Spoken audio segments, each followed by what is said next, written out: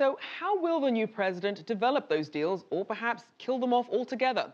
Well, for more, we're joined by David Nelson, Chief Strategist at Asset Managers Belpointe. Welcome back to the show. Thanks for having me.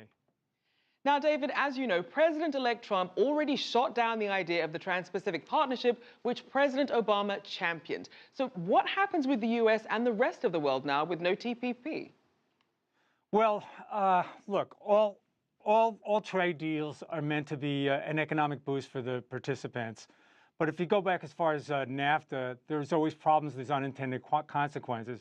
As far as TPP, it was really dead before the election even happened. Both Democratic candidates, Bernie Sanders and Hillary Clinton, had rejected the deal. And then, of course, Donald Trump had championed it that he certainly wouldn't support it. President Obama has pointed out that the United States will lose its voice in the Pacific Rim. But I find it curious that China, perhaps one of the fastest growing economies in the world, maybe even destined to be becoming the world's largest economy, wasn't part of the agreement. So I think what President Trump will do, he'll be transactional in nature. The harsh rhetoric that you're hearing right now is usually what I would consider a bargaining chip and perhaps the beginnings of a negotiation. And that negotiation will probably transpire throughout the Pacific Rim, one country at a time. Well, let's look at another negotiation. We did see that the Obama administration made closer ties with Cuba a real centerpiece achievement. So then what happens to the future of trade with Cuba now? Well, if the trade embargo goes all the way back to 1958, and then, of course, the Cuban Missile Crisis in 1962, and now he's kind of lifted the veil at this point. I think the presidency has even pointed to maybe $6 billion in trade.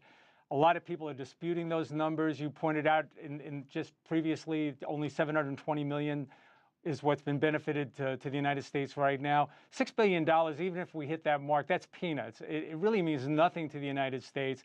It's certainly a much larger economic impact to the people and the country of Cuba. Let's turn to another key issue, the current state of trade and involvement of U.S. businesses with Iran. How do you see that possibly changing now in the next 4 years? Well, the president-elect, he campaigned on this, and he said he was going to tear up the agreement as soon as he took the Oval Office.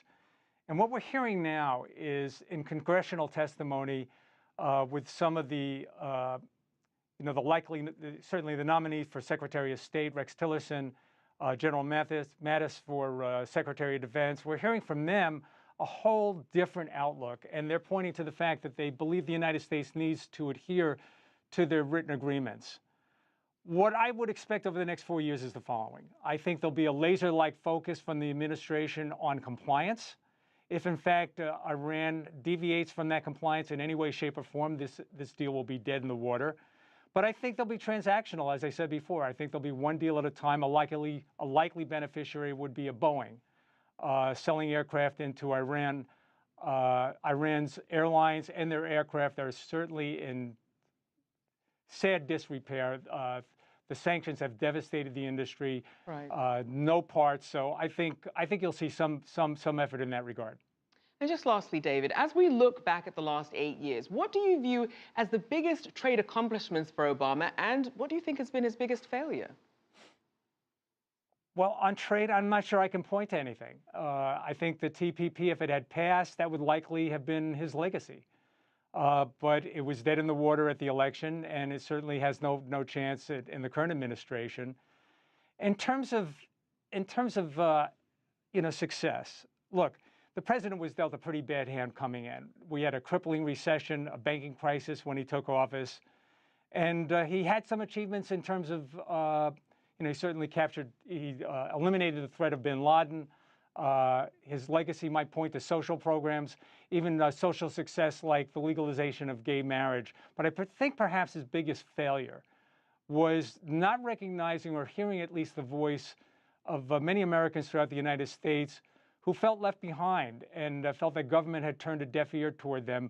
Donald Trump heard that call and capitalized on it, won the election, and that's likely going to reflect on the president's legacy.